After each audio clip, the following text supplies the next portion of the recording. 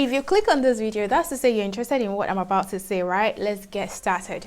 Do you have a business idea? Is it innovative? Is it scalable? Then you can migrate to the UK on a startup visa. Yes, I don't know if you've heard about the startup visa, but you can migrate to the UK via the startup visa.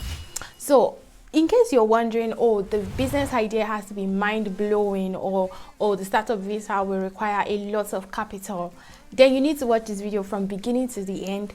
Do not skip any part of it because it's gonna be mind-blowing. I mean, the video is gonna be mind-blowing. Anyways, hey guys, welcome back again to my YouTube channel. If you're coming across my face or my channel for the very first time, my name is Faith Ojone, and if you're a returning subscriber, welcome back again. Without saying so much, guys, let's get started.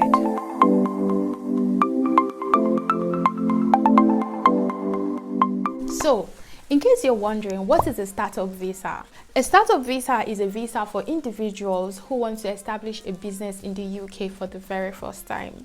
So if you don't have any business in the UK before, then the startup visa is for you. But if you have a business in the UK, sorry, you cannot apply for a startup visa because this visa is for people who are trying to establish a business in the UK for the very first time. So if you want to apply for the startup visa, first, you need to have a business idea that is innovative, viable, and scalable. And also, you would require to be endorsed by an endorsing body that is approved by the Home Office. Yes, it's similar to the Global Talent Visa. You need to be endorsed by an endorsing body. In case you're thinking, oh, my business idea has to be over the moon. Guys, I actually invited a guest to one of my Instagram live. He got a startup visa. He switched from a student visa to a startup visa. Guess what his business idea was? Let me blow your mind. His business idea was he's going to be importing snail from Nigeria to the UK. You see where I'm going with this? Yes. So do not think, oh, you need to invent something. The good thing is that anybody that ended up getting the startup visa can bring their family. I mean, you can bring your wife or your husband, and you can bring your kids with you to the UK. I mean, the UK is always keen about family. They don't want to separate you from your loved ones, so you can bring your family with you on this visa. For you to qualify for the startup visa, you have to earn 70 points. You have to be 18 years and above. You also need proof of English language. You need a B2 in listening, reading, writing, and speaking. Just in case you don't want to write the IELTS, if you have a degree or a master's, you can actually go via the ECCTSI route, formerly known as NARIC. So this is a body that would verify that your certificate was taught in English and is equivalent to the UK standard. Okay, let's talk about how you can get the 70 points that you require to get the startup visa. First thing that will give you a point is the business idea. So if they go through your business idea, they see that it's innovative, is viable, is scalable, you get 25 points. Also, if you have not established a business in the UK before, you're just coming to the UK to establish your business for the very first time, it gives you another 25 points, which is a total of 50 points. Another thing that gives you points is your proof of English language. So if you write the IELTS and you pass, you get a B2, you get 10 points. Then the final thing that gives you the last 10 points is proof of funds. So hold up, I know we're coming here. I know, do not fret. You do not need a lot of money, honestly, to show proof of funds. So there are two categories of proof of funds. So some people will need to show proof of funds, others will not need to show proof of funds. So how it works is that if you are in the UK on another visa, you've been in the UK for at least 12 months, you've been living in the UK for 12 months on a different visa, you will not need to show proof of funds for your startup visa.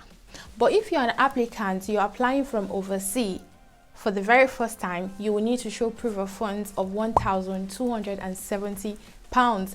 To me, that is not a lot of money. I mean, £1,270. That is all you need to show as proof of funds. You need to have the money in your account for at least 28 days.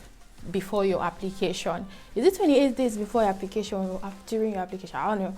All I know is that you need to have the money in your account for between 28 days, and it needs to be £1,270. So that's not a lot of money. So that money, if you're planning on migrating to the UK on a student visa, that money you use to pay for school fees and all of that, you can actually use it to process the startup visa. Am I making sense? Moving on. An applicant will need to meet the innovative, viable, and scalable business venture to qualify for the startup visa. And these are the requirements.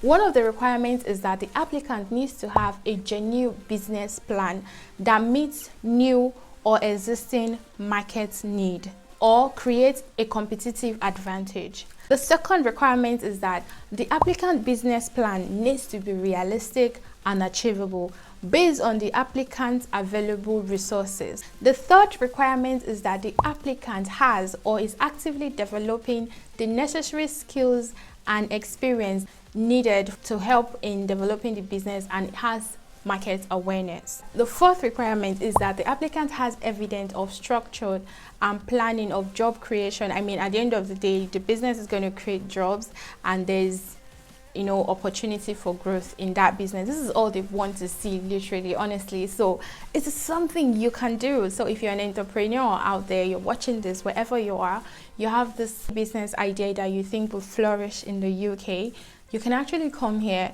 and start the business and also migrate with your family on a startup visa. What you need to know is that if you migrate to the UK on a startup visa, the visa is only valid for 2 years and it cannot be extended. I know you'll be like, okay, so Faith, what do I do if I can't extend my visa? That is where I'm coming to. If you finally get the visa, I mean the startup visa, before the end of the 2 years, you can actually switch to an innovator visa. An innovator visa is similar to a startup visa. So the fact that you already have a startup visa, getting an innovator visa will be a lot easier. Within 3 years of being on an innovator visa, you can then apply for your settlement. I mean, you do not need to go through the 5 years route like the skilled worker visa or other visa. Innovator visa gives you settlements permanently in the UK after 3 years. So if you're on a startup visa, you do not have access to public funds. You can actually study. If you're on a startup visa, you can study, but you need to meet some requirements to be able to study. You can work full-time for a company and also work in your business. I mean, self-employed.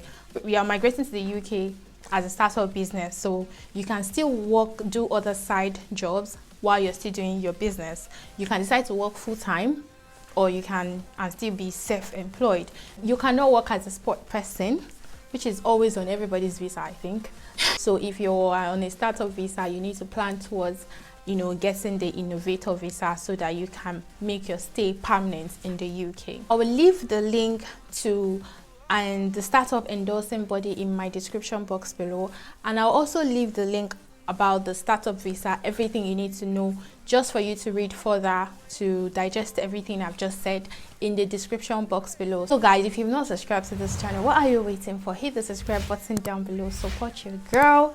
Cause guys, I have come to the end of this video. If this video was helpful, give it thumbs up, like, share, comment, subscribe if you have not.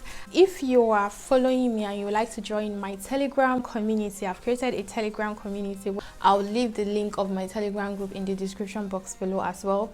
Click the link and join my Telegram community, guys. So anyway, thank you so much for watching, and I will see you in my next video. Bye bye.